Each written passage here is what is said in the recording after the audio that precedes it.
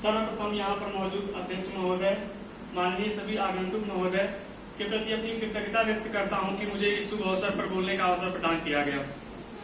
मेरा जो टाइटल है मेरे पेपर का वो है relevance of economic ideology of Pandit Deendayal Upadhyay in modern India. आज के समय में भारत में पंडित दीनदयाल उपाध्याय जी के जो अर्थशास्त्र के ऊपर, अर्थव्यवस्था के ऊपर विचार थे वो कितने रिलेवेंट है, आज के टाइम पे भी कितने प्रासंगिक हैं।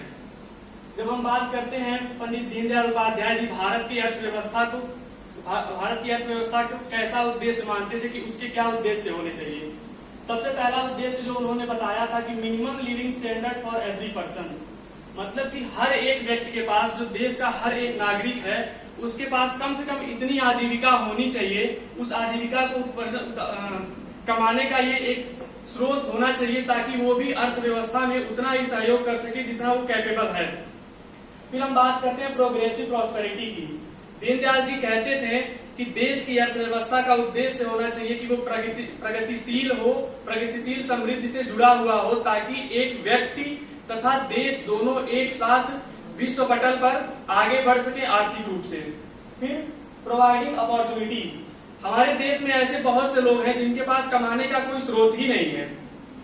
पंडित दीनदयाल उपाध्याय जी कहते थे कि अगर हम विश्व पटल पर अपनी इकोनॉमी को मजबूत करना चाहते हैं तो हमें जितने लोग हैं, जो भी व्यक्ति है, चाहे गरीब हो अमीर हो, सबको कमाने की अपॉर्चुनिटी पैदा करनी होगी, चाहे वो बिजनेस के माध्यम से हो, चाहे वो नौकरी के माध्यम से हो, किसी भी प्रकार से हो। फिर डेवलप सुटेबल टेक्नोलॉजी, मतलब कि हम ऐसी टेक्नोलॉजी बनाएं जो हमारे देश के कंडीशंस के हिसाब से सुटेबल हो। ऐसी टेक्नोलॉजी भी नहीं आ जानी चाहिए कि हमारे देश के जो लोग हैं उनका काम ही न रह जाए।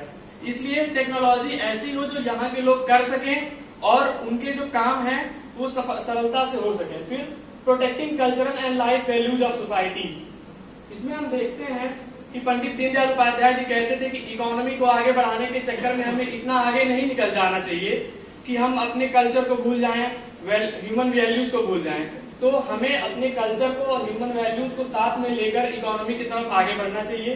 फिर decision should be taken on practical basis, अगर अमेरिका में कोई इकोनॉमी के लिए कोई काम किया जाता है उसे आगे बढ़ाने के लिए, तो ये जरूरी नहीं है कि वहां पे जो प्लानिंग की जा रही है वो हमारे देश में भी लागू होगी। वहां की परिस्थितियां अलग हैं और यहाँ की परिस्थितियां अलग हैं, तो हमें अपने देश की परिस्थितियों और उसके स्रोतों के हिसाब से ही आगे काम करना चाहिए। फिर पंडित दीनदयाल उपाध्याय जी के जो कुछ इकोनॉमिक एस्पेक्ट्स थे जो उन्होंने बताए हैं कि इकोनॉमी में हमें क्या करना चाहिए इकोनॉमी को आगे बढ़ाने के लिए, तो उसमें सबसे पहला कि अंत्योदय, मतलब कि जो किसी पंक्ति का जो आखिरी व्यक्ति है हमें उस तक भी सरकार की सारी योजनाओं को पहुंचाना चाहिए और उसे आगे बढ़ाने के लिए प्रयत्न करना चाहिए। फिर डिस्ट्रीब्यूटिज्म, पंडित दीनदयाल उपाध्याय जी मानते थे कि किसी भी प्रोग्राम को या किसी भी, अगर हम देश की इकोनॉमी की बात करें तो उसको अगर हम आगे बढ़ाना चाहते हैं तो वो कुछ चुनिंदा लोगों के लिए नहीं होनी चाहिए कि ये कुछ चुनिंदा व्यक्ति हैं, इन्हीं को हम सारी योजनाएं बताएंगे, इन्हीं से हम सारा काम निकलवाएंगे। योजनाएं ऐसी होनी चाहिए कि जो एक गरीब व्यक्ति हो गांव का, वो भी अर्थव्यवस्था में अपना योगदान दे सके।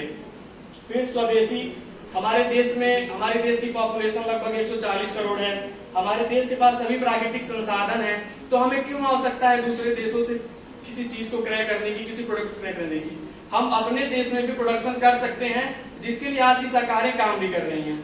फिर डिसेंट्रलाइजेशन, जैसा कि मैंने बताया डिस्ट्रीब्यूटिज्म में, कि सिर्फ कुछ लोगों के लिए ही ये इकोनॉमी का ये नहीं है कि इकोनॉमी बढ़ानी है तो कुछ चुनिंदा लोग ही बढ़ा सकते हैं। हर देश का हर छोटा गरीब से गरीब इंसान भी इकोनॉमी में उतना ही सहयोग कर सकता है जितना कोई बड़ा पूंजीवादी।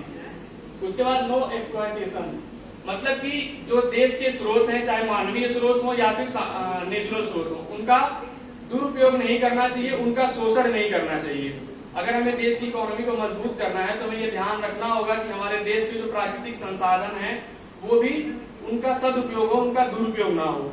फिर विलेज सेंट्रिक डेवलपमेंट, मतलब कि पंडित दीनदयाल उपाध्याय जी कहते थे कि हमारे देश की जो आबादी है लगभग 70% आबादी गाँवों में निवास करती है, तो हमारा जो मुख्य उद्देश्य होना चाहिए वो गांव के ऊपर होना चाहिए। अगर हम गांव के बच्चों को, गांव के लोगों को शिक्षित कर सकते हैं, उनको स्किल्स सिखा सकते हैं, अगर वो कमाने लगे, वो रोजगार पैदा करने लगे, तो फिर किसी देश का आर्थिक व्यवस्था अपने आप सही हो जाएगा। फिर अब मैं बात करूंगा कि इस समय की जो सरकार है, भारत सरकार है या उत्तर प्रदेश सरकार है, वो पंडित दीनदयाल उपाध्याय जी के विचारधारा को लेकर किस प्रकार आगे चल रही है और उसके लिए कैसी योजनाएं बना रही है। सबसे पहले हम देखते हैं कि दीनदयाल उपाध्याय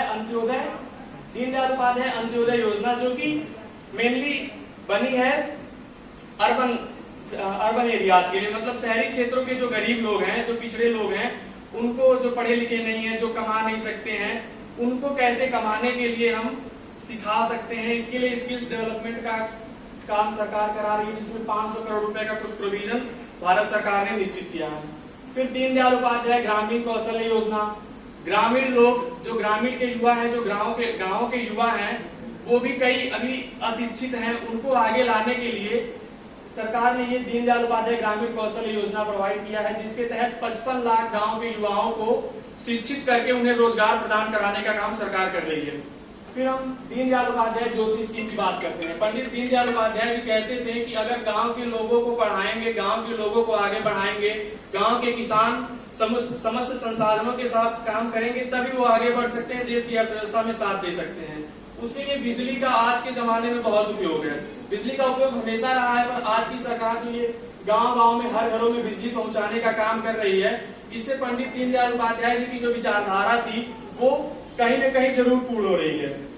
फिर Pandit Deendayal Upadhyay national welfare fund for sports person, आजकल हमारे जो खिलाड़ी हैं, चाहे वो किसी भी खेल से संबंधित हो, वो सभी देश की अर्थव्यवस्था में किसी न किसी रूप से सहयोग करते हैं। कुछ ऐसे खिलाड़ी, लगभग बहुत से ऐसे खिलाड़ी होते हैं जिनके पास योग्यता तो होती है, पर इतना फाइनेंशियल सपोर्ट नहीं होता है कि वो आगे बढ़ के खेल सकें। इसके लिए सरकार की ये योजना है कि जो गरीब हैं पर आगे नहीं आ पा रहे हैं खेल में, उनको फंड प्रोवाइड कराना, उनको फाइनेंशियल सपोर्ट प्रोवाइड कराना। अभी तक 270 स्पोर्ट्स पर्सन ऐसे हैं जिनको कुछ 8 करोड़ 15 लाख रुपए का फाइनेंशियल सपोर्ट पहुंचाया जा चुका है। फिर कुछ ऐसी स्कीम्स भी हैं जो पंडित दीनदयाल उपाध्याय जी के नाम से संबंधित तो नहीं है, लेकिन उनमें भी उनकी विचारधारा दिखती है। जैसे कि मैंने पढ़ा था कहीं पे कि पंडित दीनदयाल उपाध्याय जी ने कहा था कि हमारे देश में चिकित्सा के लिए अगर शुल्क लिया जाता है तो बहुत ही अजीब बात है, क्योंकि पिछले समय में, प्राचीन काल में हमारे देश में चिकित्सा के लिए कोई भी शुल्क नहीं लिया जाता था। उस विचारधारा को आगे बढ़ाते हुए आज की सरकार ने एक आयुष्मान भारत योजना स्कीम बनाई है, जिसके तहत हर साल एक व्यक्ति को 5 लाख रुपए की सरकारी अस्पताल में या फिर प्राइवेट अस्पताल में जहां भी वो इलाज कराए उसको छूट मिलता है। फिर है उत्तर प्रदेश स्वरोजगार योजना, जिसके तहत जो गांव के शिक्षित लोग हैं, अगर वो इंडस्ट्रियल सेक्टर में जाना चाहते हैं तो फाइनेंशियल सपोर्ट नहीं है उनके पास, तो 25 लाख रुपए उनको सरकार प्रदान करती है। सभी सेक्टर में जाना चाहते हैं तो 10 लाख। ऐसी बहुत सी योजनाएं हैं, प्रधानमंत्री स्वनिधि योजना, central government agricultural scheme in India. तो कुल मिला के ये कहा जा सकता है कि आज के दशकों पहले पंडित दीनदयाल उपाध्याय जी जो कहकर चले गए, वो आज भी भारत में उतना ही जरूरी है, आज भी उतना ही प्रासंगिक है। अगर हम पंडित दीनदयाल उपाध्याय जी के बातों को समझें, उनकी विचारधाराओं को लेकर आगे बढ़ें, तो यह निश्चित है कि हम पूरे विश्व पटल पर अपनी इकोनॉमी को बहुत मजबूत कर सकते हैं और एक विशाल समृद्धि देश बन सकते हैं। Thank you.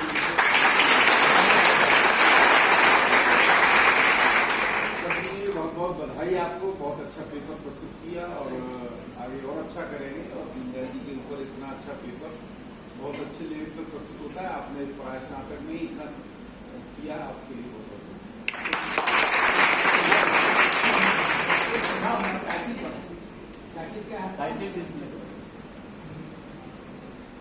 Relevance of economic ideology of Pandit Deendayal Upadhyay in modern India. G20 के बाद तो क्या हो गया कि अब इंडिया नहीं भारत। जी सॉरी, मैंने इंडिया कर दिया। दीनदयाल जी मतलब भारत। जी भारतीय शास्त्र प्रमाण लोगों ने कहा, हमने नहीं कहा। आगे से मैं बात करना कहीं देना पब्लिश के लिए। जी सर। भारत साहब इकोनॉमिक आइडियोलॉजी पंडित दीनदयाल उपाध्याय मॉडर्न भारत का। कोई बात नहीं है भाई सर, फाइंड एंड रिप्लेस। चलें ब्रो।